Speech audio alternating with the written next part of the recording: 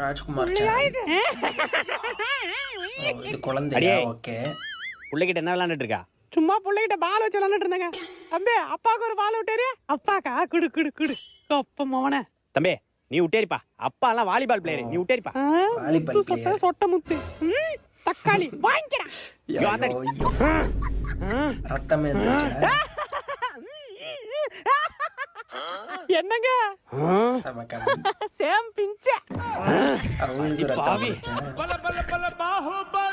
எந்திரிக்கிறாப்ல.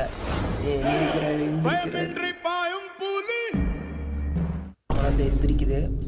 என்னங்க புள்ள எழுந்து நிக்கிறாங்க. நிக்கிறேனா நடக்கவே செய்வேன்.